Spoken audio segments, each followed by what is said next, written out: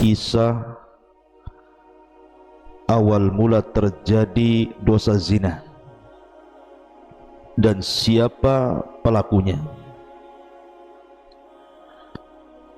Kemudian juga kisah tentang salah satu cucu Nabi Adam alaihi salatu wassalam yang hidup di 3 zaman kenabian. Apakah ini sebuah fakta ataukah hanya sekedar khurafat? Ma'asyiral muslimin yang dimuliakan Allah Azza wa Jalla, saya angkat pembahasan ini dari seorang anak putri Adam alaihi salatu wassalam, Unuk bintu Adam ataupun Inak bintu Adam, dan cucu Adam alaihi salatu wassalam Uwaj ibn Unuk atau ibn Inak. Bagaimana kisahnya? Bagaimana terjadi awal perzinahan? Dan siapa Inak dan juga putranya Uwaj ibn Inak ibn Adam ini? Dan apakah benar kisah-kisah yang menyebar di sosial media, di internet dan yang semacamnya tentang kisah 2 manusia ini? Apakah memang sebuah fakta atau hanya sekedar khayalan? Mari beberapa detik ke depan kita akan menjelaskan pembahasan yang kita akan paparkan di pagi hari ini. Ma'asyiral muslimin yang dimuliakan Allah Azza wa Jalla, saya mulai kisah ini dengan sebuah cerita. Kita tahu bahwa Adam alaihi salatu wassalam dianugerahi oleh Allah subhanahu wa ta'ala keturunan dari pasangannya Hawa, selalu diberikan anak kembar, dan Hawa itu melahirkan sampai 20 kali. Setiap melahirkan kembar, setiap melahirkan kembar, sehingga jumlah anak-anak Adam di zaman itu 20 perempuan dan 20 laki-laki. Akan tetapi salah satu turunan Adam alaihi salatu wassalam dari Hawa ini, ada satu turunannya yang aneh sendiri. Dia melahirkan tidak kembar, tetapi melahirkan sendirian, dan dia seorang wanita di mana memiliki kedua kepala, satu di bahu kanannya dan satu di bahu kirinya. Dan anehnya lagi, telapak tangannya bukan 10 tetapi 20. Jadi satu telapak tangan itu memiliki 10 jari, dan telapak kirinya juga memiliki 10 jari. Kemudian memiliki kuku yang panjang dan bengkok, dan namanya adalah Unuk ataupun Inak bintu Adam alaihi salatu wassalam. Ma'asyiral muslimin yang dimuliakan Allah Azza wa Jalla, kisah yang sungguh mengherankan dan juga kisah yang ajaib. Akhirnya Unuk ini oleh ibundanya Hawa dibesarkan. Tetapi setelah kemudian anak wanita Hawa yang lahir sendirian tanpa kembar ini sudah dewasa, rupanya dia termasuk wanita yang melakukan kekejian, melakukan keburukan. Setelah kemudian saudaranya Qabil membunuh Habil, kemudian Qabil pun pasangannya ke lembah, akhirnya beranak pinak di lembah dan menjadi kabilah yang paling rusak di zaman itu. Maka Unuk ataupun Inak ini bergabung dengan Qabil, dan dia wanita yang pertama kali melakukan perzinahan di tengah-tengah kabilah Qabil. Setiap ada laki-laki yang suka dengan dia, maka dia akan mengajak berzina, sehingga tidak tahu jumlah laki-laki yang sudah berzina dengan dia. Akhirnya Allah takdirkan dari salah satu laki-laki yang menzinahinya hamil dia. Tidak tahu anak yang mana, anak laki-laki yang mana, bapaknya siapa. Yang jelas dia hamil dari perzinahan ini. Ma'asyiral muslimin, dari sinilah kisah awal ternyata dosa zina itu dilakukan oleh salah satu putri Nabi Adam, namanya Unuk ataupun Inak. Bukan hanya itu saja, Nabi Adam alaihi salatu wassalam setelah diusir oleh Allah dari sorga ke bumi dan diajarkan oleh Allah subhanahu wa ta'ala kalimat-kalimat supaya dirinya dan juga istrinya dijauhkan dari syaitan iblis. Akhirnya kalimat-kalimat itu ditulis dan digantungkan di leher Hawa supaya iblis tidak bisa mendekat. Lah oleh Inak ini dicuri kalimat-kalimat itu di leher Hawa ketika Hawa sedang tertidur. Dengan sebab itulah akhirnya dia pun mempelajari ilmu sihir, dan dikuasainya sihir menjadikan dia wanita yang zalim dan suka menyakiti manusia. Ma'asyiral muslimin yang dimuliakan Allah subhanahu wa ta'ala, maka ketika sudah terlalu banyak kerusakan yang dilakukan oleh Inak atau Unuk ini, maka Nabi Adam alaihi salatu wassalam pun berdoa kepada Allah subhanahu wa ta'ala, dan juga istrinya mengaminkan doa suaminya Adam agar Allah menghentikan kekejian kerusakan Unuk bintu Adam ini. Akhirnya Allah subhanahu wa ta'ala utus kepada Unuk ini asadan a'zam minal fil, sebuah singa yang sangat besar, melebihi tubuh daripada gajah. Fahajama 'alaiha, maka singa itu pun menyerang si Unuk bintu Adam ini. Faqatalah, kemudian singa itu membunuhnya. Wa mazzaqa a'dha'aha, menyobek-nyobek, merusak seluruh badannya. Wa arwaha, dan juga ruhnya si Unuk ini dicabut oleh Allah subhanahu wa ta'ala. Ma'asyiral muslimin yang dimuliakan Allah subhanahu wa ta'ala, adapun putranya hasil daripada zina namanya Uwaj ibn Unuk. Uwaj ibn Unuk ini akhirnya tumbuh dewasa, tetapi memiliki keanehan tubuh yang melebihi Adam alaihi salatu wassalam, kakeknya. Adam ini tinggi badannya 60 hasta. Satu hasta itu setengah meter, berarti 60 hasta itu 30 meter, dan lebarnya hanya 7 hasta. Tapi Uwaj ini berbeda, melebihi kakeknya Adam. Panjangnya memiliki 23.000 hasta.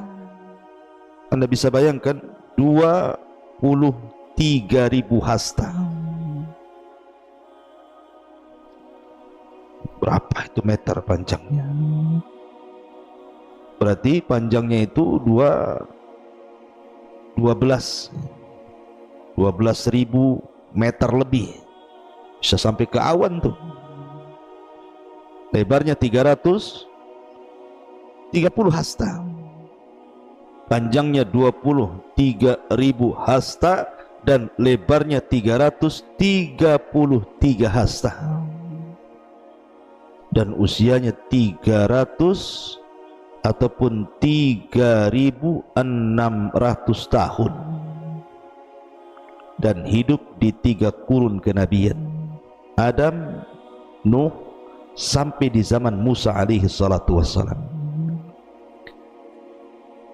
Dan diberikan kekuatan, jadi dia kalau berburu ke laut, dia menangkap ikan dengan tangannya, ada ikan besar, ikan paus atau mungkin yang semacamnya, diambil dengan tangan kanannya, kemudian tinggal didekatkan dengan matahari, kemudian matang dimakan.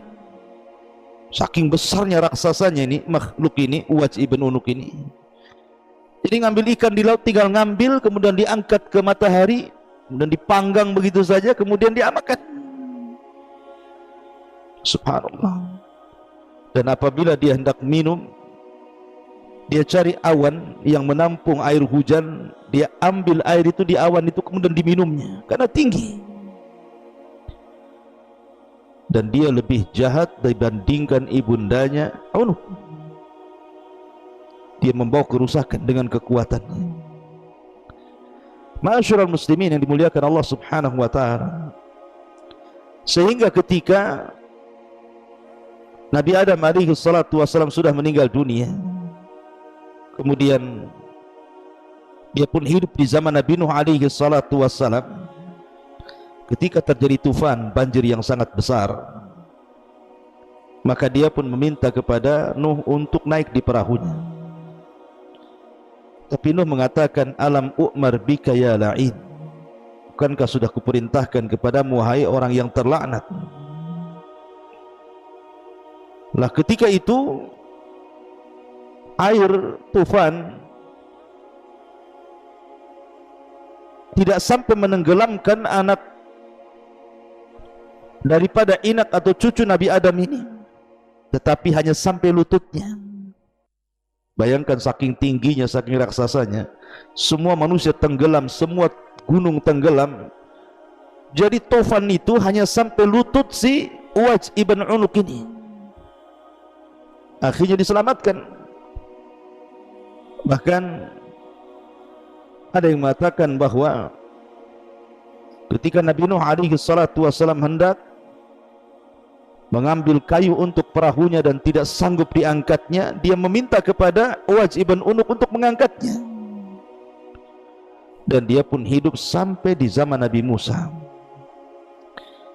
Ketika Nabi Musa alaihi salatu wassalam membebaskan Bani Israel sampai di Palestina, kemudian masuklah negeri Ariha. Lah Ariha ini tempat si Uwaj ibn Unuk ini tinggal di situ dan memimpin negeri itu.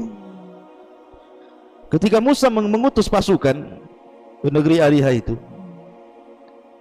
maka Musa alaihi salatu wassalam setelah mengutus itu, pasukan ini tertawan oleh tentara Uwaj ibn Unuk ini sampai diikat.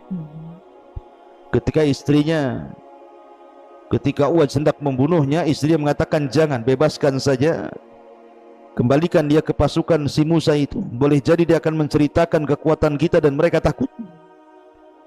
Akhirnya kemudian mereka menceritakan kepada Musa, dan Musa mengingatkan mereka agar jangan cerita kepada Bani Israel. Tapi karena mereka pengkhianat, mereka cerita juga kepada yang lainnya, sehingga seluruh Bani Israel dan pasukan yang hendak menyerang itu ketakutan.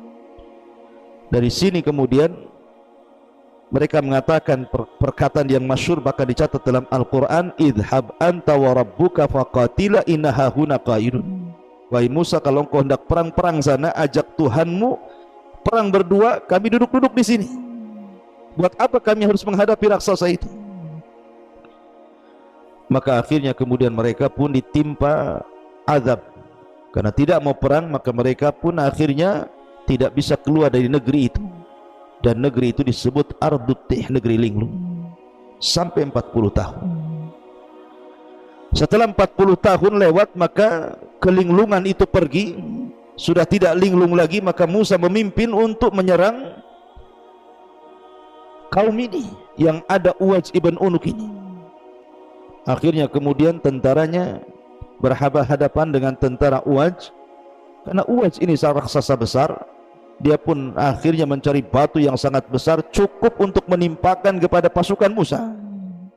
Tetapi Allah kirim burung yang sangat besar, ada yang mengatakan hudhud, kemudian dilemparnya oleh burung ini leher si Unuk ini, leher si Uwaj ibn Unuk ini. Akhirnya batu itu pun jatuh Maka Nabi Musa alaihi salatu wassalam kemudian memukulkan dengan tongkatnya mata kaki daripada Uwaj ini, akhirnya tumbang. Kemudian dengan tongkat inilah Nabi Musa alaihi salatu wassalam membunuh Uwaj ibn Unuk bintu Adam alaihi salatu wassalam. Ma'asyiral muslimin, begitulah kisahnya. Kisahnya cukup aneh, di antara kita baru mendengarnya. Namun apakah kisah ini sebuah fakta ataukah khurafat? Kalau seandainya ini sebuah khurafat, kenapa pula kemudian para ahli tafsir sebagian mereka menyebutkan kisah-kisah yang berkenaan dengan Uwaj ibn Unuk ini? Sebut saja para ahli tafsir yang menyebutkannya. Di antara mereka adalah Al-Imam At-Tabari, Al-Imam Al-Qurtubi, menyebutkan tentang kisah Uwaj ibn Unuk ini. Ma'asyiral muslimin yang dimuliakan Allah Azza wa Jalla. Tapi kalau memang ini sebuah fakta, dan yang lainnya selain mereka ya, bahkan bukan hanya Imam At-Tabari dan Al-Qurtubi saja, tetapi juga banyak para ulama menukilkan kisah ini, seperti kisah yang dikeluarkan oleh beberapa ahli tafsir, menukilkan perkataan Abdullah bin Umar dan juga menukilkan perkataan Abdullah ibn Abbas radhiyallahu anhum, kemudian menyebutkan kisah tentang Uwaj ibn Unuk ini. Tapi kalau ini memang sebuah khurafat, memang kisahnya terkenal menyelisihi nas-nas Al-Quran dan Sunnah. Kalau fakta, kenapa menyelisihi? Ya, menyelisih Al-Quran dan Sunnah. Kalau khurafat, kenapa pula dicatat oleh ahli tafsir? Tapi kisah ini dekat dengan khurafat dibandingkan dengan fakta, karena jelas menyelisihi Al-Quran, menyelisih sunnah Nabi SAW. Bukankah Allah subhanahu wa ta'ala mengatakan, wa qala Nuhun Rabbi la tadar alal ardi minal kafirina dayyara. Berkata Nuh, ya Rabb, jangan kau tinggalkan di atas permukaan bumi ini orang kafir, melainkan kau musnahkan, kau hancurkan. Dan Allah mengatakan, fa anjaynahu wa man ma'ahu fil fulkil mashhun thumma aghraqna ba'dul baqin. Kami selamatkan bersama Nuh di dalam perahu itu, dan kami tenggelamkan yang lainnya. Artinya yang selamat itu hanya keluarga Nuh. Kenapa pula kemudian Uwaj ibn Unuk ini selamat sampai hidup di zaman Nabi Musa, menyelisih Al-Quran? Bukankah dia termasuk orang kafir dan tidak beriman, dan Allah mengatakan la tadar alal ardi minal kafirina dayyar. Tidak ada orang kafir yang selamat. Kenapa pula dia selamat? Menyelisih Quran dan menyelisih Nabi, ketika Nabi SAW menjelaskan tentang tinggi Nabi Adam itu sittuna dhira'an, 60 hasta. Summa lam yazalil khalqu yanqusu hatta al-an. Kemudian setelah Adam ini manusia akan berkurang ketinggiannya sampai pendek dan sampai seperti kita, mulai dari postur sampai usia semakin pendek. Kenapa pula kemudian Uwaj lebih tinggi dibandingkan Adam? Bahkan yang lebih mengherankan, tingginya hampir sampai selangit. Ya, sampai dikisahkan tadi tingginya itu sampai 23.000 dhira' hasta, dan lebarnya 333 hasta, dan usianya panjang sekali sampai 300 ataupun 3.600 tahun, sampai hidup di kurun 3 nabi, mulai Adam, Nuh sampai Musa, mustahil. Ya, makanya Al-Imam Az-Zahabi rahimahullahu ta'ala, beliau mengomentari tentang riwayat-riwayat soal Uwaj ibn Unuk dan juga Unuk ini. Apa kata Imam Az-Zahabi dalam kitabnya Al-Mizan? Qisasun laisa yu'tamadu alaihi tarakahu ghairu wahid. Kisah ini tidak ada pegangan sama sekali, bahkan banyak ulama yang meninggalkannya. Imam Ahmad mengatakan, kana yakdzib ala Wahb bin Munabbih, orang yang menceritakan kisah ini telah berdusta atas nama Wahab ibn Munabbih. Imam Bukhari mengatakan zahibul hadis, hadisnya tidak jelas. Ibnu Hibban mengatakan yada'ul hadis ala abihi wa ala ghairihi, yang meriwayatkan hadis ini telah memalsukan hadis Nabi SAW terhadap bapaknya dan yang lain. Al-Hafidh Ibnu Hajar dalam kitab Al-Lisan, naqala Ibnu Abi Hatim an Ismail ibn Abdul Karim qala mata Idris wa Abdul Mun'im radhi'. Ada yang mengatakan bahwa karena yang menceritakanlah Abdul Mun'im ini, dia mengatakan dari Idris sudah mati, sementara Abdul Mun'im masih menyusui. Bagaimana dia bisa mendapat kisah dari Idris? Ini terputus sanadnya. Kemudian Ibnu Ma'in mengatakan kadzabul khabis, yang meriwayatkan hadis ini seorang pendusta yang buruk. Al-Falas mengatakan matruk. Abu Zur'ah mengatakan wahil hadis, hadisnya sangat lemah sekali. Al-Hakim mengatakan zahibul hadis. Kemudian juga Ibnul Madini dan Nasai mengatakan laisa bithiqatin, orang yang meriwayatkan tidak terpercaya. Dan banyak lagi para ulama yang mengatakan bahwa riwayat-riwayat soal wajiban unuk ini riwayat yang tidak benar.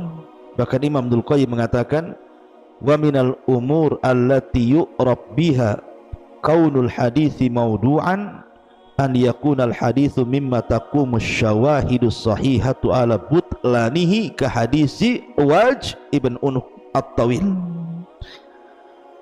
alladhi qasada wadi'uhu ta'na fi akhbaril anbiya. Kata Imam Ibnul Qayyim, termasuk perkara-perkara yang dikenal tentang keberadaan hadis itu palsu, seperti hadis yang tidak bisa tegak syawahid yang sahih atas kebatilannya, seperti hadis Waj ibn Unuk yang sangat panjang, yang dimaksudkan oleh pembuatnya, pemalsunya adalah mencela kabar para nabi. Mustahil.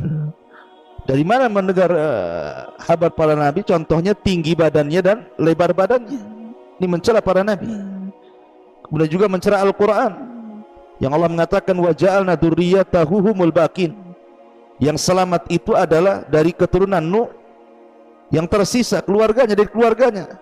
Sementara Waj ini bukan keluarga Nuh, dia anak daripada Unuk, putri Adam alaihi salatu wassalam.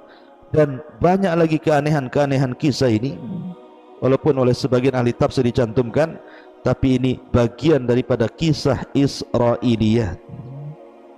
Oleh karena itulah tidak pantas kemudian seorang muslim menyandarkan kisah ini kecuali dijelaskan tentang kedudukannya.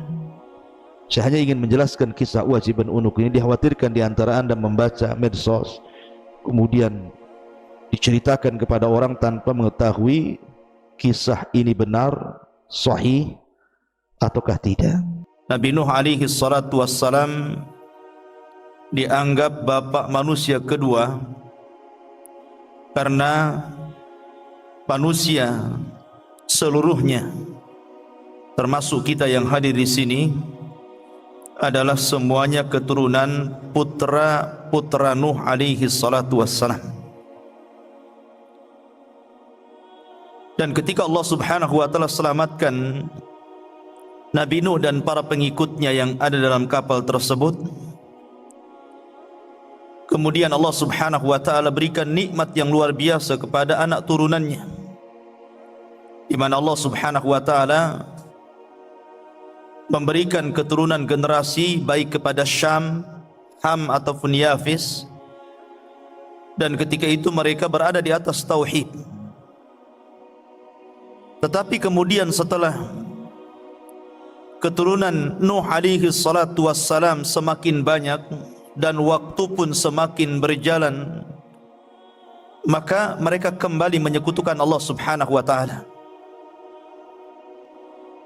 Allah subhanahu wa ta'ala menjelaskan tentang satu kaum dari keturunan Iram yang sampai kepada Nuh alaihi salatu wassalam, di mana kaum ini Allah tidak pernah ciptakan sebelumnya. Bagaimana kekuatannya, kehebatannya belum pernah Allah ciptakan kecuali kaum ini saja. Dan itu tadi dikutip oleh imam kita dalam salat subuh, alam tara kaifa fa'ala rabbuka bi'ad irama dhatil imad allati lam yukhlaq mithluha fil bilad. Bagaimana Allah subhanahu wa ta'ala telah melakukan ataupun berbuat sesuatu kepada kaum Ad, di mana Ad adalah keturunan Iram, dan kaum ini lam yukhlaq mithluha fil bilad, belum pernah Allah ciptakan seperti kaum ini kepada manusia, baik sebelum atau sesudahnya. Luar biasa Allah berikan kekuatan kepada mereka. Di antara kekuatan mereka yang ditunjukkan dalam Al-Quran adalah mereka mampu membuat rumah-rumah di atas gunung. Gunung batu itu digali oleh mereka, diukir, dilobangi, jadi rumah. Sebenarnya tidak ada faedahnya, tetapi mereka ingin menunjukkan kekuatan mereka yang belum ada sebelumnya. Dari setelah mereka sombong dan mereka menyembah berhala. Lah kaum Ad ini diutus kepada mereka seorang rasul namanya Hud, dan Hud itu nabi pertama dari nabi-nabi Arab, karena seluruh nabi selain Arab itu banyak, tapi nabi-nabi Arab cuma 4 saja. Dimulai daripada Hud, kemudian setelah Hud nanti kita kisahkan kisah Nabi Saleh, kemudian setelah Saleh kita kisahkan Syuaib, dan Rasul kita Muhammad sallallahu alaihi wasallam. Ini disebut nabi-nabi Arab, selainnya bukan Arab. Kebanyakan mereka nabi itu dari Bani Israel, keturunan Ibrahim dari jalur Ishak. Tetapi nabi-nabi Arab ini hanya 4 ini saja, karena mereka diutus di Arab. Dan kaum Ad itu letaknya di antara Oman dan Hadral Maut. Itu disebut Ad. Di situ ada kaum Ad dulu, kaum Iram. Itulah disebut Arab pertama. Tapi Arab ini telah musnah. Yang ada kaum Samud, kaumnya Nabi Saleh. Baru kemudian dari Samud ini banyaklah kemudian kabilah-kabilah Arab, sampai kepada masa Ismail ada satu kabilah namanya Jurhum. Ismail menikah dengan kabilah Jurhum dari keturunan Samud. Kemudian dari Jurhum ini beranak pinak, berkabilah-kabilah sampai ke bawah, sampai akhirnya lahirlah Nabi kita yang mulia alaihi salatu wassalam. Maka pada subuh ini kita akan kisahkan sedikit tentang kisah Nabi Hud. Bagaimana kisahnya? Hud kalau dilihat daripada nasab kepada Nuh, dia adalah cucu Nuh yang keempat. Jadi Nuh punya anak, anaknya punya anak, anaknya punya anak, lah Hud ini yang keempat dari keturunan Nuh alaihi salatu wassalam. Artinya dia generasi keempat dari Nuh. Dan subhanallah, sebenarnya ketika Allah subhanahu wa ta'ala menyelamatkan Nuh dan pengikutnya yang sedikit itu kemudian beranak pinak setelahnya, generasi kedua, ketiga, mereka masih mentauhidkan Allah, karena mereka masih mendapatkan cerita bapak-bapak mereka bagaimana Allah mengirim azab kepada kaum Nuh. Tapi syaitan ini sekali lagi cerdas, ikhwan. Dia menggoda Bani Adam itu khutuat, selangkah demi selangkah. Akhirnya kemudian ketika generasi berlalu sampai 3 generasi, mulailah syaitan kembali menguasai kaumnya Nuh. Setelahnya kaumnya anak-anaknya Nuh alaihi salatu wassalam, sampai kepada kaum yang disebut dengan Ad. Disinilah kemudian mereka kembali menyembah berhala, menyembah patung, tidak lagi menyembah Allah subhanahu wa ta'ala. Maka dari sini Allah Subhanahu wa taala menjelaskan di dalam Al-Qur'anul Karim seperti disebutkan dalam surah Asy-Syu'ara ayat yang ke-123 dan 127, dari 123 sampai 127. Allah Subhanahu wa taala berfirman, "Kadzabat 'adun al-mursalin." Telah mendustakan kaum 'Ad terhadap para rasul. Coba perhatikan nas Al-Qur'an di sini. Rasul yang diutus kepada kaum 'Ad itu cuma satu, Hud namanya. Tapi bahasa Al-Quran menggunakan kalimat jama', telah mendustakan kaum 'Ad para rasul. Pada rasulnya cuma satu. Kenapa jadi para rasul di sini? Kan tidak banyak rasul yang dikirim kepada kaum 'Ad, hanya satu saja, kaum Hud. Bahasa Al-Quran ketika mengatakan bahwa kaum 'Ad telah mendustakan para rasul, karena siapapun di antara manusia yang mendustakan satu utusan Allah, berarti dia telah mendustakan seluruh utusan Allah. Sama dengan bahasa, siapa yang mendustakan satu ayat dalam Al-Quran, berarti sama dengan mendustakan seluruh Al-Quran. Itulah bahasa Quran seperti itu. Kemudian Allah mengatakan, "Idz qala lahum akhuhum." Ketika Nabi mereka Hud berkata kepada kaumnya 'Ad, "Ala tattaqun?" Kenapa kalian tidak takut kepada Allah? Kenapa kalian tidak takut kepada Allah? "Inni lakum rasulun amin." Saya ini hanya sekedar utusan Allah yang menyampaikan amanah Allah. Itu saja.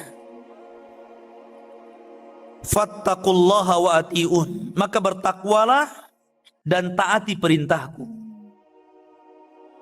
Wa ma as'alukum alaihi min ajrin in ajriya illa ala rabbil alamin. Saya tidak minta upah kepada kalian, karena saya hanya meminta upah kepada Allah Subhanahu wa taala. Seluruh para nabi, ikhwan, mereka mendakwakan dakwah tauhid, termasuk Hud alaihi salatu wassalam. Tapi lihat jawabannya, jawaban kaum Hud yang disebutkan dalam surah Hud itu sendiri, sampai diabadikan namanya, ya, seperti Nuh dijadikan nama surat, Hud juga dijadikan nama surat dalam Al-Quran, karena dia nabi pertama dari nabi-nabi Arab. Masalahnya, kalau Nuh disebutkan nama surat karena dia rasul pertama, supaya orang tahu kenapa Nuh dijadikan nama surat sementara banyak rasul dan nabi tidak dijadikan nama surat. Karena Nuh itu rasul pertama, sebagaimana Hud adalah nabi pertama dari nabi-nabi Arab. Ma'asyiral muslimin, mereka mengatakan dalam surah Hud, qalu ya Hud ma ji'tana bi bayyinatin wa ma nahnu bitariki alihatina an qaulika wa ma nahnu laka bimu'minin. Lihat, mereka mengatakan, wahai Hud, apa yang kau datangkan kepada kami ini, kami tidak melihat ada bukti bahwa engkau seorang rasul, seorang nabi. Bahkan kami tidak akan pernah meninggalkan Tuhan-Tuhan kami gara-gara ucapan, dan kami tidak akan beriman selamanya. Nih penyimpangannya di sini. Pertama, tidak percaya dengan utusan Allah. Yang kedua, tidak mau meninggalkan Tuhan-Tuhan mereka. Dan yang ketiga, mereka tidak mau beriman kepada apapun yang dibawa seorang rasul kepada mereka. Inad, ikhwan, takabur, sombong. Bahkan lebih parah lagi, mereka mengatakan, inna qula illa taraka ba'du alihatina bisu'in. Sesungguhnya yang kami katakan, wahai Hud, kecuali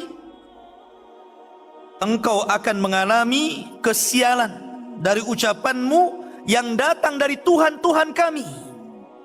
Yakin dia dengan Tuhannya tuh. Ya. Sangat yakin kalau engkau terus menyuruh kami meninggalkan Tuhan-Tuhan kami, hati-hati ucapanmu, kau akan kewalat, bahasanya seperti itu. Tuhan-Tuhan kami bisa membuat engkau celaka. Rupanya pemahaman tatoyur itu sudah ada sejak zaman Hud sampai hari ini. Ya kan? Pemahaman tatoyur artinya menganggap sial atau menganggap sesuatu itu mendatangkan manfaat karena sebuah benda. Mereka menganggap seperti itu. Di zaman Nabi SAW tatoyur ada. Jadi orang-orang jahiliyah itu kalau mereka dagang, kalau nggak ke arah Yaman kemana? Ke Syam. Rihlatas sita'i was saif. Ke Yaman dan ke Syam. Jadi kalau mereka hendak menuju Syam, maka mereka akan mengambil burung merpati, kemudian diterbangkan. Kalau terbangnya ke arah yang hendak dituju untuk berniaga, berangkat dia. Kenapa? Karena dianggap bahwa burung itu membawa keberuntungan. Tapi kalau dia berangkat ke Yaman, tahu-tahu terbangnya malah ke Syam, nggak jadi itu. Kenapa? Ini tidak hoki ini. Di zaman Rasul, di zaman jahiliyah pakai burung. Tapi di zaman sekarang berkembang. Bukan pakai burung saja ya, pakai ikan lohan, pakai burung perkutut, ya kan? Pakai burung beo tengah malam, burung hantu, macam-macam burung. Nah ini kan masalah ya kawan. Bukan hanya burung, bukan hanya ikannya, sampai ke angka ada yang sial. Angka berapa tuh? Angka 13. Angka sial katanya. Coba bayangkan angka disial-sialkan. Angka kan nggak salah ya kawan. Dan kalau tidak ada 13-nya kan nggak lengkap angka itu. Mana pula kan gitu. Lah ikhwah fillah muliakan Allah Subhanahu wa taala, dari sini berkembang tatoyur itu memang berkembang seperti itu sampai hari ini. Ada yang tatoyur dengan suara, ada yang tatoyur dengan mimpi, ada yang tatoyur dengan yang didengar, ada yang tatoyur dengan benda, kan begitu sekarang ini. Tatoyur banyak. Sampai ada orang zaman dulu tuh ya, kalau tangan kiri kesemutan, mau dapat apa tuh katanya? Mau dapat duit ya. Kalau tangan kanan yang kesemutan dikejar debt collector katanya. Jadi sampai seperti itu ya, subhanallah.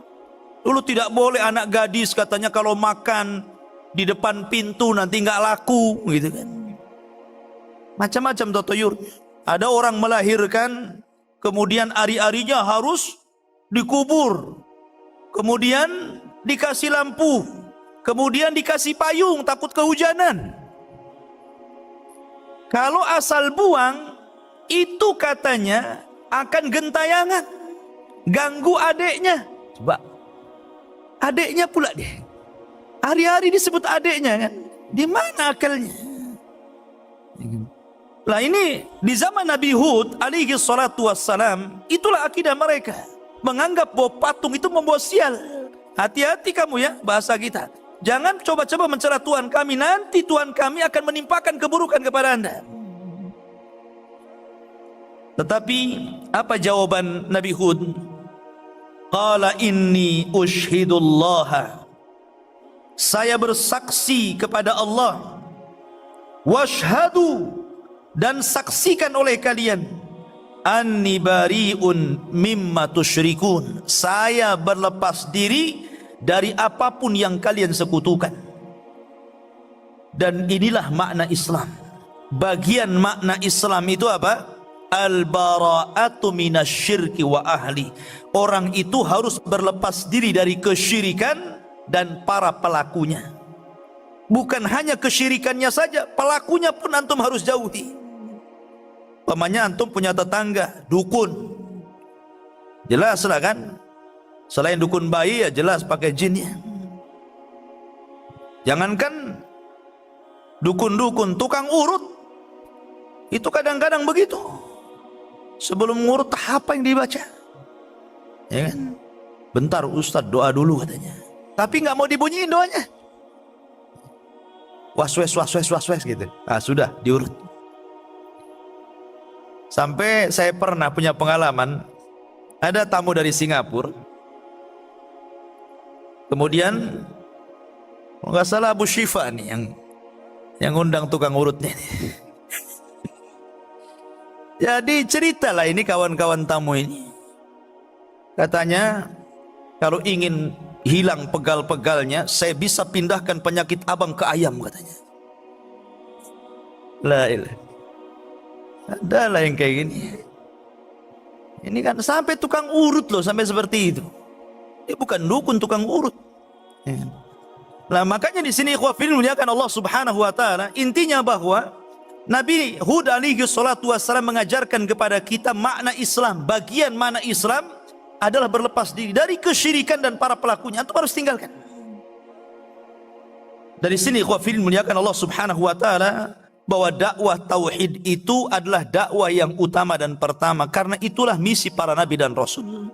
Walaqad ba'atsna fi kulli ummatin rasulan an i'budullaha wajtanibut taghut. Tapi apa yang terjadi dengan kaum Ad ini? Kaum Ad itu terus menentang. Akhirnya waktu apa yang Hud alaihi salatu wassalam katakan kepada mereka, bahwa kalau mereka tidak beriman, maka tunggu adab Allah akan sampai kepada kalian. Tapi mereka tidak percaya. Dari situlah kemudian Allah Subhanahu wa taala memukodimahi, memulai adabnya dengan apa? Dengan cara paceklik 3 tahun. Sementara kaum Ad itu penghasilan mereka dari pertanian. Coba bayangkan kalau seandainya orang di pinggir laut nelayan gitu kan nggak mungkin ada cerita laut surut. Ada laut surut sampai ke tanah? Nggak ada kan? Artinya kalau yang di pinggir laut itu paling mungkin musibahnya ombak atau yang lain gitu kan. Lah kalau petani, air. Kalau petani itu. Makanya ikhwafin muliakan Allah Azza wa Jal, ketika kemudian sebuah pertanian tidak dialiri air, pasti masalah. Apalagi 3 tahun. Bayangkan saya, kita nggak hujan 3 bulan saja susah. 3 tahun nggak hujan, ya kering kelontang lah. Akhirnya sudah mulai kelaparan, binatang pada mati, mereka sendiri sudah sebagian mereka mati gitu. Maka mereka, sementara Hud ini sudah meninggalkan kaum Ad karena tidak mau lagi berdakwah kepada mereka. Safar Hud ini kemana? Ke Mekah ya, karena dia di Hadral Maut. Ad itu antara Hadral Maut dan Oman, dan sekarang satu-satunya jalur yang paling aman di Yaman itu lewat Oman. Karena Son'a sudah dikuasai orang-orang Houthi, orang-orang Syiah. Jadi kalau orang ke Yaman lewat jalur Oman. Makanya orang-orang Hadrul Maut dekat ke Oman. Dari situlah kaum Ad. Lah Hud sudah pergi tuh. Ketika azab Allah mau datang, Hud pergi. Membawa kaumnya yang beriman kemana? Ke Mekah. Dan tinggal di Mekah. Lah setelah 3 tahun paceklik, mereka akhirnya kelaparan. Maka 7 orang yang dianggap paling baik dari kaumnya ini berusaha untuk datang ke Mekah. Karena di Mekah itu bagi mereka ada berhala-berhala yang sangat mulia, lebih mulia dibandingkan berhala yang mereka sembah di Yaman. Jadi ada kelasnya juga berhala itu. Ada kelas 1, kelas 2 gitu kan. Perangkat mereka. Sampai di Mekah kemudian mereka meminta kepada patung-patung yang ada di sana supaya dihilangkan. Ini sudah dimatikan masih juga ya. Suara apa ini? Jadi supaya dihilangkan musibah yang ditimpakan kepada mereka. Ketika mereka meminta kepada berhala-berhala mereka, disinilah ada suara dari langit. Seolah-olah suara itu mengijabah doa mereka. Suara itu mengatakan, apa yang kalian kehendaki? Maka mereka mengatakan, kami ingin hujan. Kemudian ditawarkan, baik kami akan kirim awan yang berbagai macam warna. Ada warna putih, ada warna hitam, ada warna kuning, ada warna merah. Mau yang mana kalian? Maka mereka mengatakan, kami ingin awan yang berwarna hitam. Alasannya, kalau awan berwarna hitam itu lebih banyak kandungan hujannya. Dari sini menunjukkan apa? Allah itu memberikan istidraj dulu, keinginannya dipenuhi dulu. Makanya orang kafir itu, kalau ada orang mengatakan enak kali orang kafir itu hidupnya senang, nggak pernah ditimpa musibah gitu kan. Kita ini sudah beriman, musibah banyak. Ya. Salahnya di mana ini? Padahal Allah mengatakan, wa kana haqqan alaina nasral mu'minin. Adalah kewajiban Allah menolong orang-orang yang beriman. Rasanya nggak ditolong-tolong saya ini, padahal sudah beriman. Innallaha yudhafi'u 'anil ladzina amanu. Allah akan menjaga orang-orang yang beriman. Bahkan Allah mengatakan, man 'amila amalan min dzakarin aw untha wa huwa mu'minun falanuhyiyannahu hayatan thayyibah wa lanajziyannahum bi ahsani ma kanu ya'malun. Siapa yang beramal soleh dari laki-laki dan perempuan sementara dia beriman, maka kami akan cukupkan kehidupannya di dunia dan kehidupannya di akhirat. Ustadz, kami ini sudah beriman, agama kami Islam, tapi nggak pernah dicukup-cukupkan tuh hidupnya. Orang kafir kok enak kali hidupnya. Antum harus paham istilah istidraj. Istidraj itu Allah sengaja membiarkan orang itu di atas kenikmatan sampai kepada waktunya Allah akan adab orang itu. Itu nama istidraj. Begitu juga dukun. Kalau jadi dukun meramal kok benar terus, itu istidraj artinya. Karena tidak semua dukun juga benar ramalannya kan. Mungkin yang benar satu, yang 99 itu dusta. Ini istidraj. Di sini ada pelajaran istidraj. Akhirnya kemudian dikirimlah, ya sudah kalian pergi ke Yaman. Nanti awan ini akan kukirim kepada kalian. Oh, senang mereka. Senang. Sampai di Yaman, di Ad, mereka kemudian memberitahu bahwa berhala-berhalanya akan mengabulkan permintaan mereka.